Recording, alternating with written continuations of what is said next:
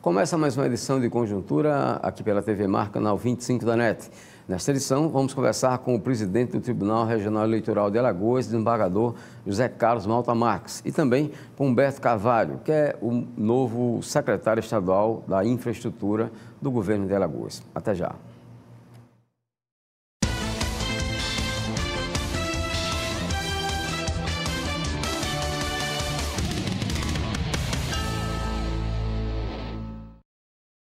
Os clientes só têm olhos para o concorrente? Melhore a imagem da sua empresa com o Sebrae Tech. São consultorias em design, como fachadas, vitrines, ambientação, marcas, material gráfico, desenvolvimento de embalagens e outras soluções para o seu negócio. Você investe 20% do valor da consultoria e o Sebrae banca os outros 80%.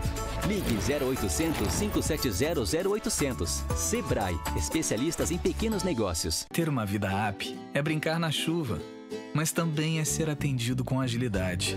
Ter uma vida app é jantar com quem você ama, mas também é contar com a maior rede pediátrica do Norte e Nordeste. Ter uma vida app é ganhar vários likes e também usar tecnologia de ponta para diagnósticos precisos.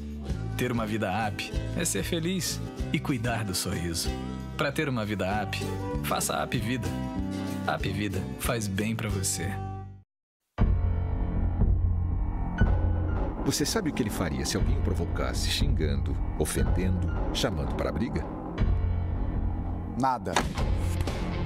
Minha vida vale mais do que qualquer briga ou discussão. No Brasil, centenas de pessoas são mortas por motivos fúteis. Conte até 10. A raiva passa, a vida fica. Paz. Essa é a atitude. Uma campanha do Conselho Nacional do Ministério Público e ENASP.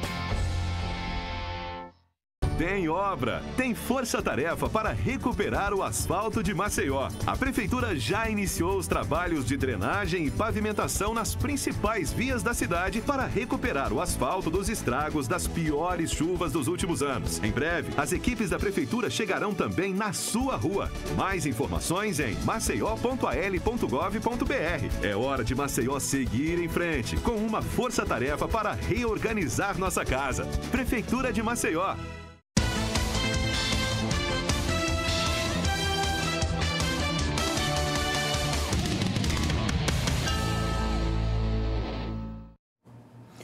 O desembargador José Carlos Malta Marques, presidente do Tribunal Regional Eleitoral de Alagoas, é um dos nossos entrevistados nesta edição de Conjuntura, aqui pela TV Mar, canal 25 da NET.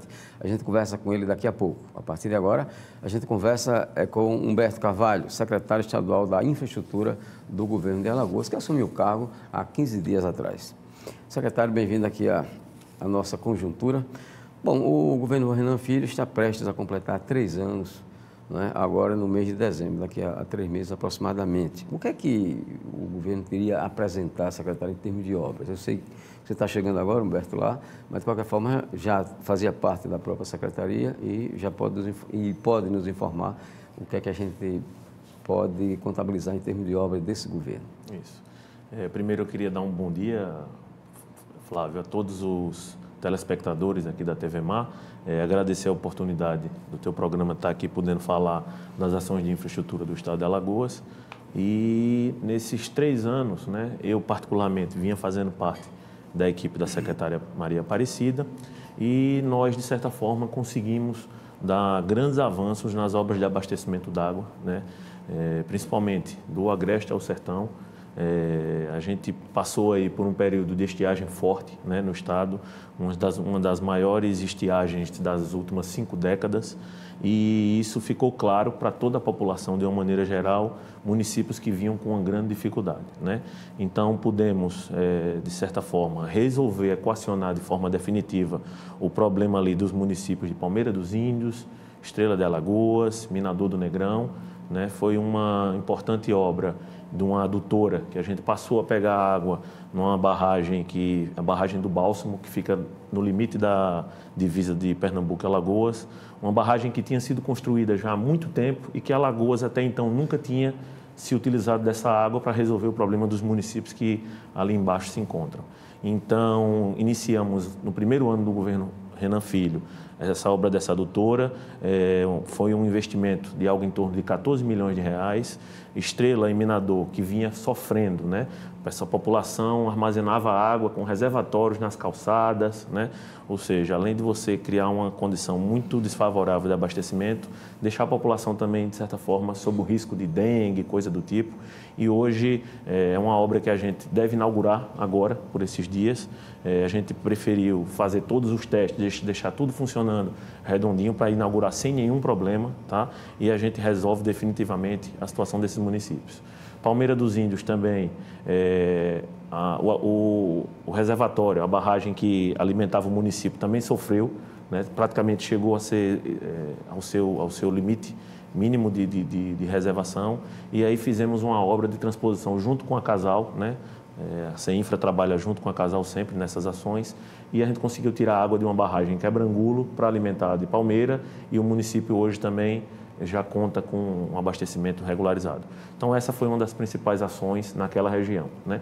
Sem contar com os grandes avanços que tivemos na adutora do Alto Sertão, lá na região de Delmiro, Água Branca, Pariconha, Canapi, Mata Grande, Inhapi, Olho d'Água do Casado, que recebeu uma das mais modernas estações de tratamento do Brasil, né? Ali tínhamos dificuldade tanto com qualidade da água como quantidade.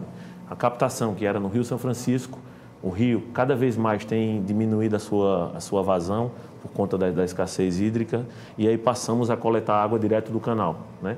Isso faz uma grande diferença, porque a água do canal ela é captada antes da barragem de Xingó, então não sofre tanto quanto as captações que eu tenho rio abaixo. Então, entregamos essa obra, foi um investimento de quase 100 milhões de reais, 95 por aí, e a gente também teve condições de melhorar muito a vida daquela população de lá, dentre tantas ações ao longo do estado no sentido de abastecimento. Humberto, dentro desse tema de recursos hídricos, a gente está tendo, né? Está tendo porque não acabou ainda. Nunca choveu, pelo menos eu não me lembro, eu sou nascido aqui em Alagoas, já há bastante tempo, não me lembro de ter chovido tanto entre maio e setembro, principalmente setembro, final de setembro, a gente ainda vê chuva, não só aqui em Maceió, mas no estado quase, praticamente todo. E eu pergunto, o estado se preparou de algum modo para armazenar essa água para o período de estiagem que vem? Perfeito, Flávio. A gente mora num estado em que a gente sofre com as duas situações opostas, né? A gente tem, às vezes, no mesmo ano, problema com a seca e problema com a enchente, né? Então, o que acontece? Nós, de alguma forma, tentamos acelerar a entrega de algumas obras para poder minimizar os impactos da seca. A chuva grande aconteceu aí, então foi até nesse pico desse problema da crise hídrica que a gente aproveitou para fazer muitas limpezas de reservatórios que há muitas décadas não eram feitas. Isso permite que você consiga armazenar mais água quando a chuva acontece. Você consegue limpar o fundo, tirar toda a sujeira que fica lá às vezes. Então, além disso, você consegue melhorar muito a qualidade da água que fica ali. Então, essa ação ela foi muito feita nessas barragens que eu já te falei, alguma dessas aí. No interior também, junto com a ação da Casal, todos os mananciais que a Casal capta, mananciais naturais, reservatórios, barragens, açudes, sempre houve alguma ação forte nesse sentido. E, além disso, a Secretaria de Infraestrutura também acelerou a conclusão do projeto a gente chama de PC Cheias. É um projeto da construção de algumas barragens nos rios Paraíba do Sul e Mundaú, né? É um investimento muito grande para que o estado consiga fazer essa obra, mas nós encaminhamos o projeto pronto, né, a nível de projeto executivo para o Ministério da Integração, e aí colocamos essa demanda lá e esperamos contar com o Ministério para que talvez no próximo ano já sinalize com algum recurso para que a gente construa pelo menos uma das 8 barragens que os projetos fizeram um estudo. Com relação a saneamento, Humberto, o que é que você pode nos colocar? Saneamento, Flávio, a gente tem muitas obras sendo executadas no interior do estado, né? A gente lançou o programa de esgotamento sanitário o programa estadual de esgotamento sanitário ainda no ano de 2015, e ao longo desses 2 anos aí, a gente avançou muito com algumas obras no interior. A gente tem um foco especial, principalmente nos municípios que são banhados pelo Rio São Francisco, né? Porque o não tratamento dos esgotos dessa cidade piora ainda mais a qualidade de água do rio, e a gente capta água no próprio rio para alimentar os mesmos municípios.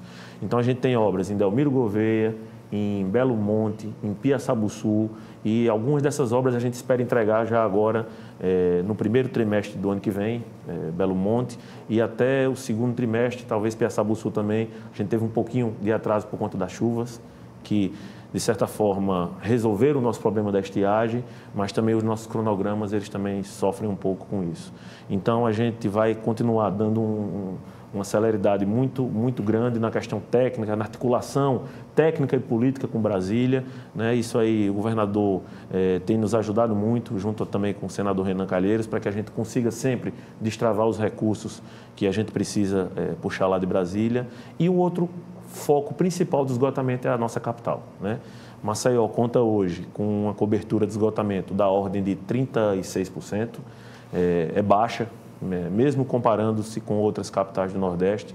É uma cidade que a gente tem uma dificuldade, isso causa um impacto muito negativo nas questões de saúde pública, investimentos da saúde, que são muito onerados por conta disso, e principalmente por conta do apelo turístico da nossa capital, né?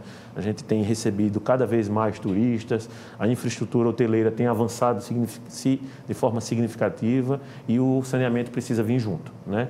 Para que a gente consiga dar a resposta, a gente tem feito alguns investimentos, né? Conseguimos concluir a obra da Bacia da Pajuçara, que vinha desde 2008, travada, com muitas dificuldades. A parte que estava contratada, nós concluímos, mas ao concluir essa obra, que veio da gestão anterior, nós vimos que ela por si só não resolveria. Por isso tivemos que executar a linha expressa, porque todos os esgotos da parte baixa, Pajuçara, Jatiuca, Estela Maris, Ponta Verde, vinha para a Praça Lions e dali não tinha capacidade de seguir para o emissário. Por isso que a gente conseguiu mostrar para o governador a importância dessa obra. Ele foi um dos entusiastas da aplicação desse recurso e a gente garantiu a aplicação de 9 milhões para concluir essa linha expressa, obra que a gente espera concluir ainda esse ano, tá? É um compromisso nosso. E aí ela vai levar muitas ligações a regiões que não têm o esgoto funcionando ainda, vai, de certa forma, melhorar muito a questão de poços de esgoto ao longo da cidade que ficam extravasando, tá? É um problema que a Casal também tem enfrentado com força. E, além disso, as parcerias público-privadas, né? Com elas, através de investimento privado, a gente vai, pela primeira vez, conseguir investir forte no esgotamento da capital. Essas obras já começaram, né? Mas a gente aguarda a aprovação do BNDES, Caixa, para que esses recursos sejam aplicados de forma significativa e as empresas evoluam com uma celeridade ainda maior. A gente vinha tendo dificuldade em aprovar esses dois contratos, mas o governo do Estado conseguiu, junto à Assembleia, encaminhar o projeto e ter a aprovação dele do Fundo Garantidor, que é uma das condições de exigência dos bancos para que essa operação se concretize. E, tão logo a gente tenha definido essas questões, no curto prazo, a gente vai conseguir esses financiamentos, talvez ainda esse ano, para acelerar ainda mais essas obras de esgoto na capital. Bom, uma obra em andamento que está despertando muita curiosidade da população, né? Com relação à sua conclusão, a duplicação da L101 Norte. A obra deu meio que uma parada, e há uma expectativa grande com relação a isso. Né? Essa obra ela é uma ação, né, da pasta do colega Mozart Amaral, da Secretaria de Transporte e Desenvolvimento Urbano. Eu, particularmente, andei até perguntando ao Mozart como é que estava, porque meu pai, a gente frequenta às vezes ali a Praia de Sauaçuí, e sempre quando a gente volta na segunda-feira ou vai na sexta, pega um pouco o trânsito ali, assim como toda a população tem, de certa forma, também reclamado um pouco. Mas não deixa de ser um efeito colateral da solução que está vindo, né? A obra da duplicação vai melhorar muito o fluxo, a saída e a entrada das pessoas que precisam vir para Maceió ou sair dela. E aí, acho que passado agora esse período de chuva, que tem atrapalhado um pouco aquela fase que a obra se encontra, segundo informações que eu consegui lá com o pessoal da Secretaria de Transporte, ela deve destravar e tão logo até a metade do ano que vem já deve mostrar para o pessoal aí e já começa a ser útil para toda a população. Bom, tem uma obra que não sei se de respeito diretamente à infraestrutura, mas você, como faz parte do governo, poderia nos dar alguma informação. Claro. Quanto aquele chamado marco referencial, onde funcionou a antiga Alagoinha. Isso. É da sua alçada? Sim. É uma obra que ela faz parte da Secretaria de Infraestrutura, né? Assim como os hospitais, né? uma obra que a gente teve que fazer no Repelé para aquela recuperação da arquibancada, daquele problema que tivemos lá. Você que é um torcedor, um entusiasta do futebol, né, um torcedor do CRB ferrenho, nós também tivemos aquela participação. Centro de convenções, também teremos obra para começar, talvez ainda esse ano, a licitação está caminhando. Então, a Secretaria, além da água, além do esgoto e além da habitação, faz também essas obras importantes para o Estado, né? O Alagoinha, nós recebemos, né, um projeto que tinha sido aprovado junto ao Ministério da Integração, mas não havia lá a disponibilidade de todo o recurso para a execução da obra. Então, nós tivemos um trabalho árduo, eu mesmo pessoalmente fui muitas vezes a Brasília, junto com a equipe técnica lá, de modo que a gente conseguisse aprovar esse projeto dentro do recurso que o Estado de Alagoas tinha para fazer aquela obra. A obra como um todo estava orçada em cerca de 17 milhões e a disponibilidade financeira era de cerca de 11. Então, o que foi que fizemos? Junto com todo o setor turístico, com toda a comunidade técnica que, de certa forma, acompanha de perto o assunto, a gente conseguiu dividir em 2 etapas, deixando aquela torre que fazia parte do projeto e ainda faz, para que a gente execute ela num segundo momento. Então, focamos na recuperação estrutural do Alagoinha, que é uma área ali muito sensível, né, que a própria licença ambiental que aprovou, que nós temos para a obra, impõe uma série de restrições à execução. Então, nós estamos numa fase inicial da obra que a gente vem executando ela devagar, de forma lenta, para que a gente preserve toda a questão dos corais que tem ali, toda a vida marinha. A gente tem um acompanhamento de perto do IMA, do Ministério Público Federal, dos próprios técnicos do Ministério. E aí, passada essa fase da parte da obra, que é a estrutura, onde se apoia ali, aí a gente vai conseguir mostrar para o pessoal que a obra vai andar bem mais rápido. Mas a gente está numa fase um pouco delicada da execução, mas temos avançado de forma significativa. Dá para fazer previsão para entrega? Não? A gente estava com um cronograma que tinha sido, se eu não me engano, acho que de 18 meses para essa obra, e acho que até o final do ano que vem a gente deve estar com ela concluída. Acho que é essa daí a perspectiva, por conta da série de entraves que a gente teve na execução. O ambiente ali é muito delicado, a gente tem influência de maré ali, Flávio. Para você ter uma ideia dessa obra, a gente tem mais ou menos ao longo de cada dia 4 horas úteis de trabalho, porque a maré sobe, a maré desce, e somente então, durante um pequeno espaço de tempo, é que a gente consegue colocar o pessoal para trabalhar ali com segurança. Então, é dessa forma aí, bem realista, que a gente tem falado dessa obra, o horizonte de conclusão dela. Secretário, uma outra obra que, se não for da sua alçada, né, for diretamente da responsabilidade da infraestrutura, você poderia me dar informação, que é uma obra relevante e o próprio governador tem interesse especial, porque foi ele que conseguiu emenda com relação a isso, tanto o governador Renan Filho quanto o senador Renan Calheiros, que é aquela obra de uma ponte entre Penedo e Neópolis. Essa também é mais uma ação que a condução desse assunto tem sido feita pela Secretaria também de Transporte e Desenvolvimento Urbano, do nosso colega Mozart Amaral, e assim como os demais, eu tenho algumas informações, porque a gente faz parte do governo e acompanha, né? O governo do Estado conseguiu entregar em Brasília o projeto, né, para conseguir o recurso, e aí esse pleito se encontra lá no Ministério, dependendo de articulação, questão de orçamento, para que seja garantido os primeiros recursos para o início dessa obra. Humberto, e com relação ao Canal do Sertão? O Canal do Sertão... Esse canal vai realmente terminar? Vai, com certeza, Mauro. Com certeza, Flávio, perdão. Essa obra do Canal do Sertão, acho que nesse período agora, desses 2 anos e alguns meses da gestão da secretária Maria Aparecida, eu fazia parte da equipe dela, como falei no começo, foi um dos períodos em que essa obra mais avançou, né? A gente, quando começou o trabalho em 2015, o canal tinha cerca de, acho que aproximadamente 60 quilômetros com água. Hoje, a gente praticamente, em 2 anos e poucos meses, a gente praticamente dobrou. Já hoje se encontra com o canal no quilômetro 107 com água, com contrato para chegar, contrato e recurso disponível para chegar até o quilômetro 125. Vai ser exatamente ali entre os municípios de São José da Tapera e Senador Rui Palmeira, né? O canal, de certa forma, toda a água que já está sendo disponível já começa a ser utilizada com grande ênfase, tanto no abastecimento humano, tanto também em projetos de irrigação de pequenos e médios produtores.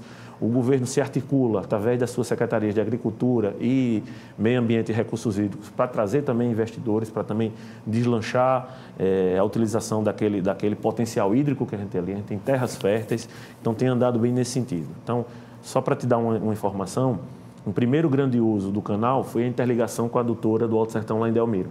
Antes, a gente captava água no São Francisco, tendo dificuldade de captar por conta das diminuições das vazões, e aí você passa a pegar água do canal, que é um ponto bem mais alto, inclusive.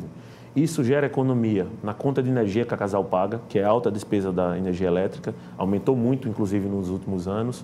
Então, além disso, a Casal consegue operar com uma capacidade operacional bem melhor, pegando água do canal, então você consegue levar bem mais água para os municípios que estão ali.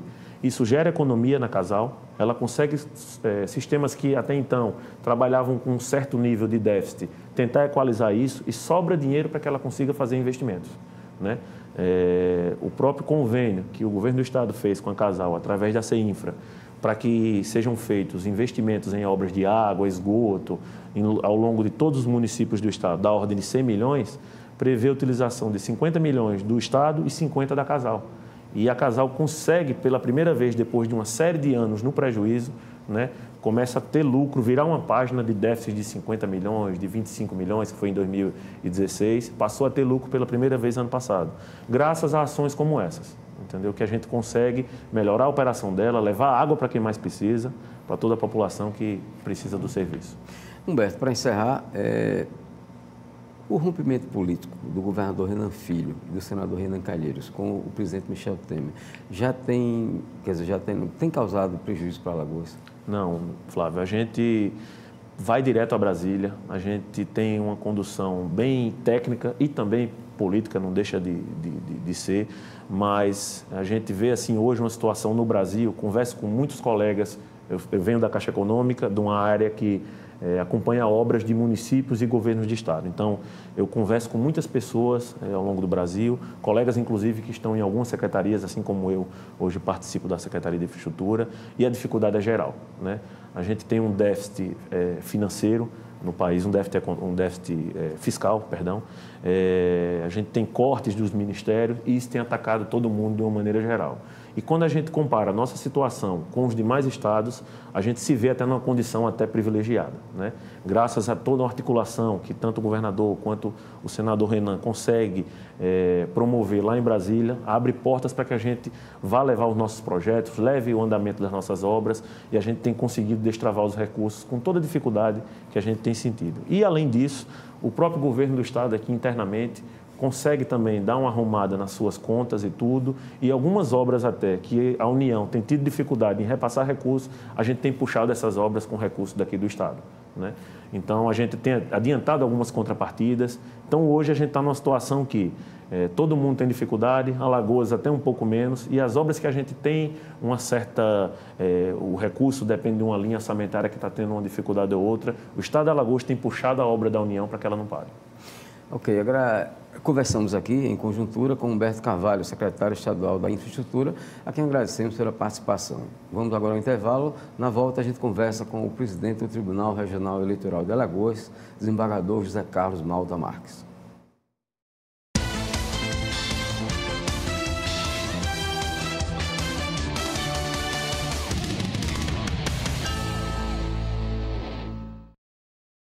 Para enfrentar a seca no sertão e no agreste é preciso trabalho e coragem. O governo de Alagoas está presente aqui, onde o que mais faz falta é a água. O governo construiu mais de 1.900 cisternas, perfurou mais de 560 poços e 120 carros-pipa trabalham para fazer a água chegar nas casas. O Canal do Sertão avança e, pela primeira vez, a água já beneficia agricultores.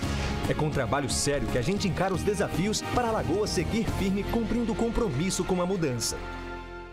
Os clientes só têm olhos para o concorrente? Melhore a imagem da sua empresa com o Sebrae Tech. São consultorias em design, como fachadas, vitrines, ambientação, marcas, material gráfico, desenvolvimento de embalagens e outras soluções para o seu negócio. Você investe 20% do valor da consultoria e o Sebrae banca os outros 80%.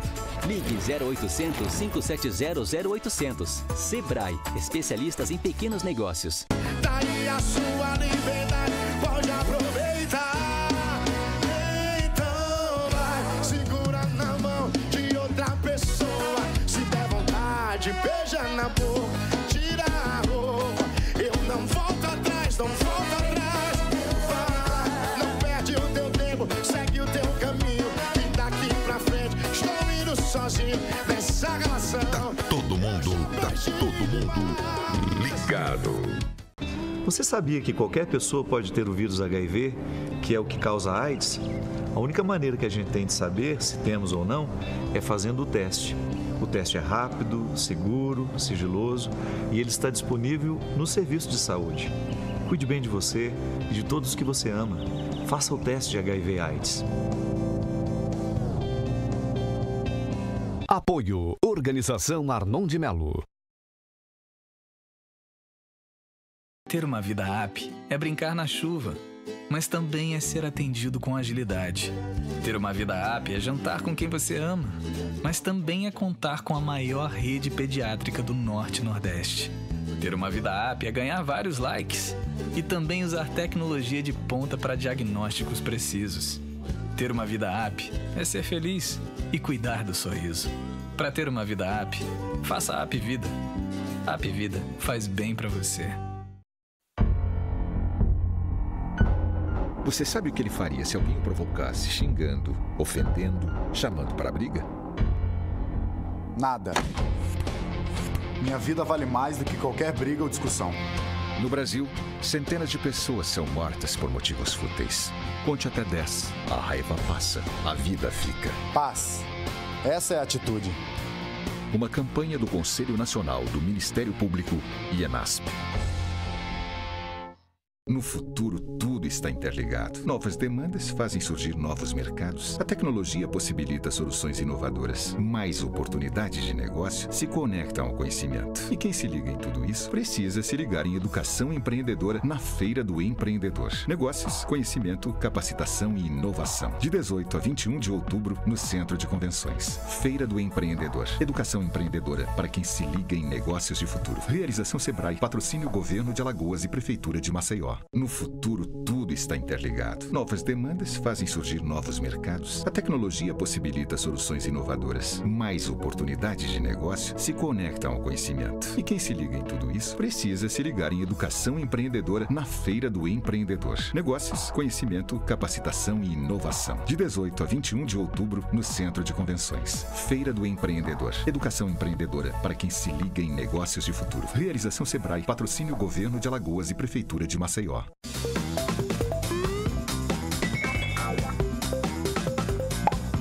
O Brasil está entre os 10 países que mais desperdiçam comida no mundo. Do total de desperdício no país, 10% ocorre durante a colheita, 50% no manuseio e transporte, 30% nas centrais de abastecimento e os últimos 10% ficam diluídos entre supermercados e consumidores. Na hora de escolher os seus alimentos no supermercado, na quitanda ou na feira, procure saber a origem do que está comprando. Escolha aqueles cultivados sem agrotóxicos e produzidos próximos à sua região. Dê preferência às hortaliças, frutas e legumes da estação. Compre somente a quantidade adequada para evitar o desperdício. Pesquise receitas culinárias que utilizem integralmente os alimentos, incluindo cascas e folhas. E, quando possível, adquira produtos orgânicos e procure sempre fazer uma dieta equilibrada. Além dos cuidados com a origem dos seus alimentos, adquira suas roupas, sapatos, objetos pessoais e móveis fabricados perto da sua cidade. Produtos que são transportados em curtas distâncias reduzem o impacto ambiental. Seja um consumidor sustentável.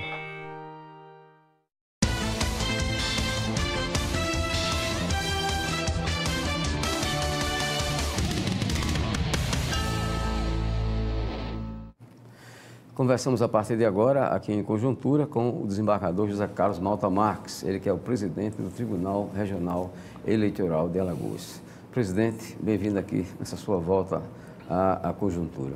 Bem, um problema que eu acompanho, né, nós acompanhamos o noticiário e vemos que o senhor ficou bastante preocupado e terminou sendo vencido pela decisão do Tribunal Superior Eleitoral, que terminou por acabar 13 zonas eleitorais aqui em Alagoas. Quais são, presidente, as consequências práticas disso? Inicialmente, eu quero realçar minha alegria em voltar aqui à conjuntura para conversar com você. Especificamente sobre a sua pergunta, Flávio, realmente foi motivo de nossas últimas preocupações esse rezoneamento determinado pelo Tribunal Superior Eleitoral. Na verdade, o Tribunal Superior Eleitoral, diante dessa crise financeira que o país atravessa e à mercê de uma série de contingenciamentos financeiros feitos no orçamento da União, achou por bem tomar umas medidas visando a economia de gastos no poder. E idealizaram que essa conjuntura, com a extinção de zonas eleitorais, traria uma economia que eles acham, calculam, que será de 74 milhões de reais. Então, determinou que nós fizéssemos esse levantamento e esse planejamento, tudo nós fizemos, mas chegamos à conclusão que no estado de Alagoas, que é um estado singular, um estado que você não pode considerar Alagoas igual a Rio de Janeiro, São Paulo, por exemplo, onde realmente haviam algumas distorções, aqui não nos parecia que tivessem essas distorções. Então, nós, obedientes, fizemos o planejamento que o TSE mandou, mas acrescentamos um tópico no planejamento demonstrando com números a impropriedade do rezoneamento no estado de Alagoas. Inclusive fazendo ver ao senhor ministro, num documento que eu entreguei pessoalmente, acompanhado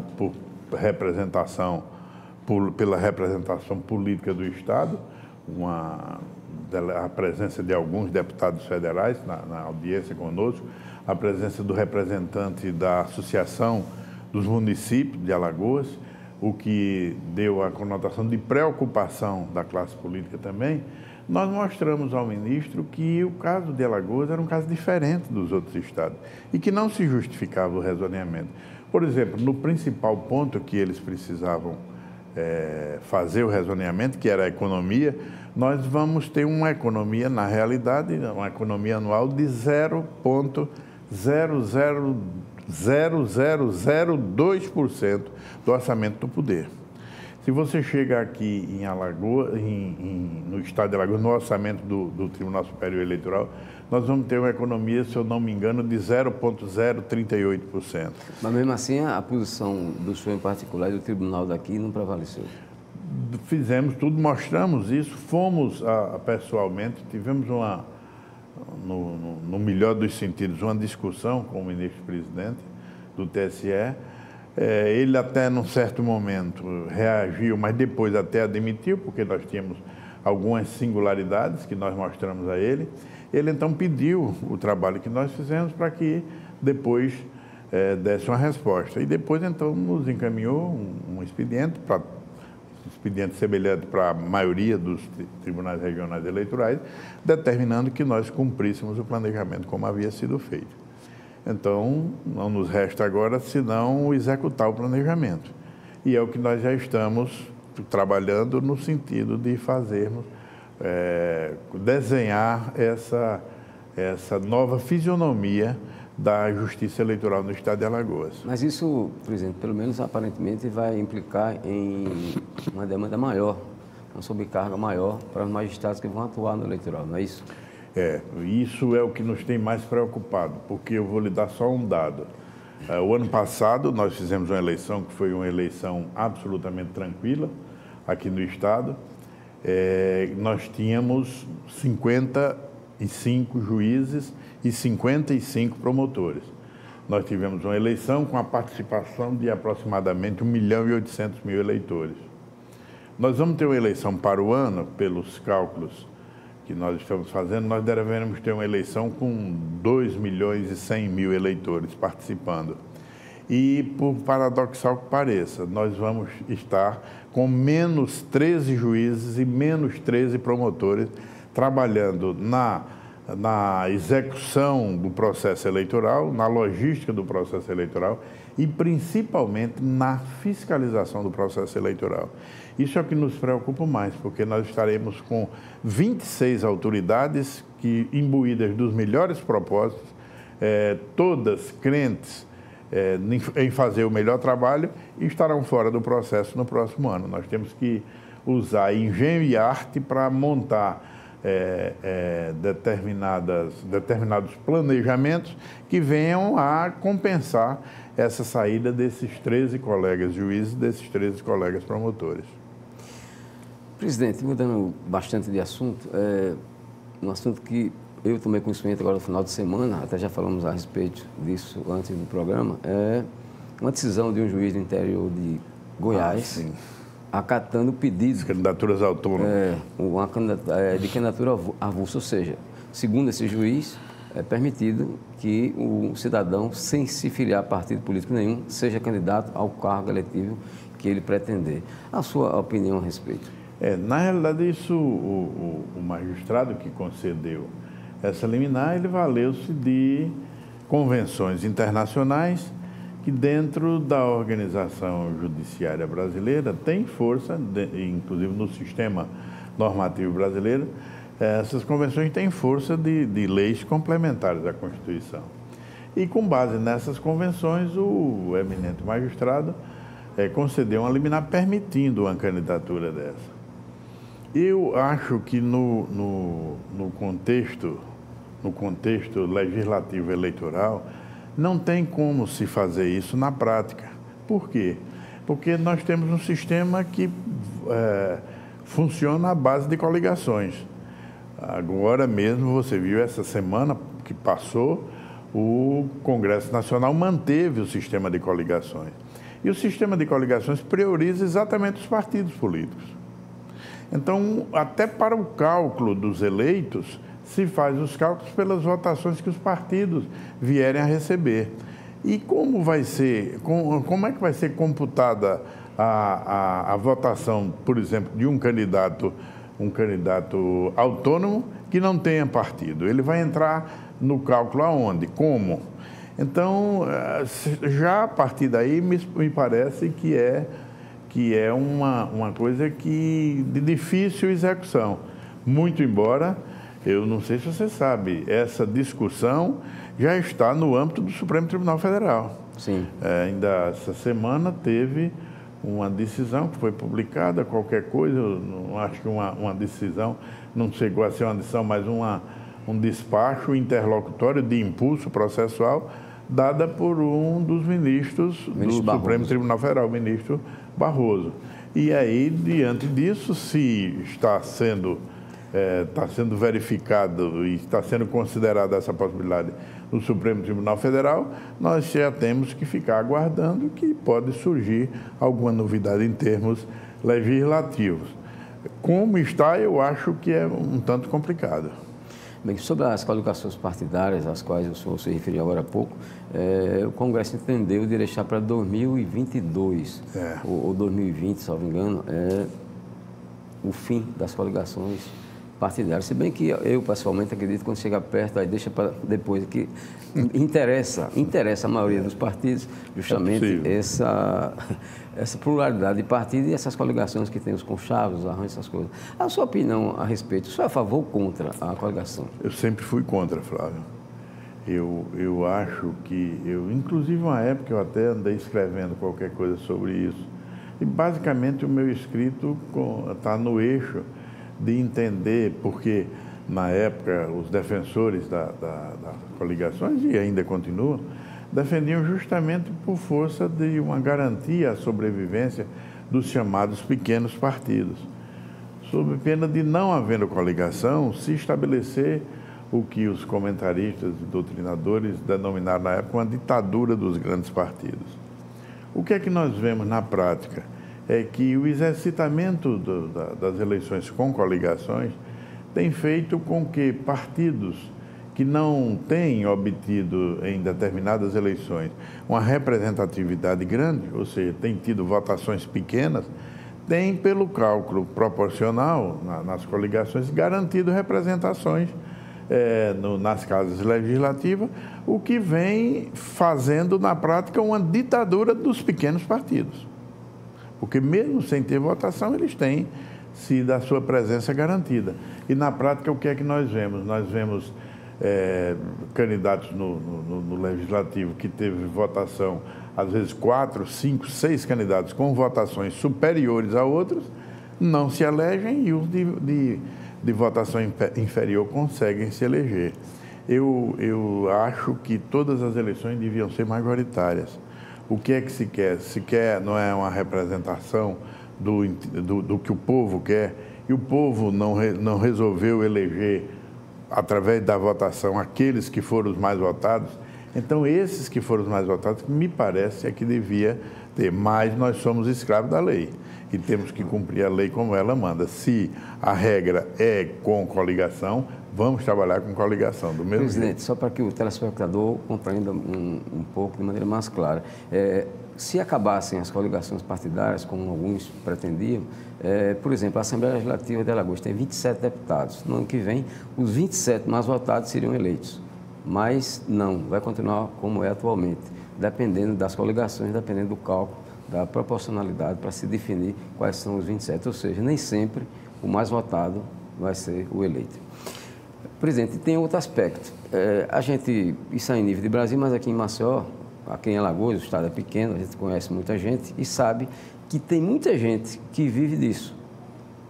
Cria um partido pequeno, o senhor talvez não possa entrar muito fundo nessa questão, mas a gente sabe que tem pessoas aqui que criam esses partidos pequenos e a cada eleição negociam financeiramente para formar na coligação e negociar também o tempo de guia eleitoral. E daí vão vivendo com a renda do fundo partidário, vão sobrevivendo com isso, fazem disso meio de vida e também ganham dinheiro muito na época de eleições por causa justamente dessas coligações. Mas, presidente, um assunto está aqui mais sério.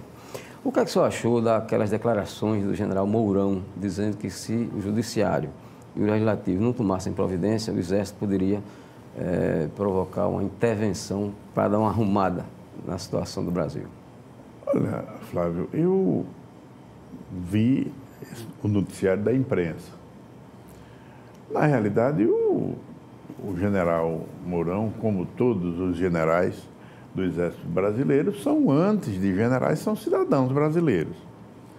E têm, por isso, o direito de expressar suas opiniões sobre qualquer tipo de assunto.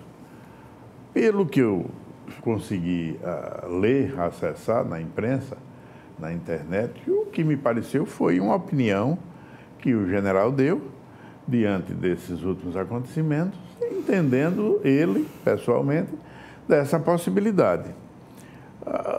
A grande distância é saber se essa ideia do general é a ideia do Exército e dos outros ramos das nossas Forças Armadas, a Marinha, a Aeronáutica e o próprio Exército no seu contorno maior, que seria o seu Estado-Maior.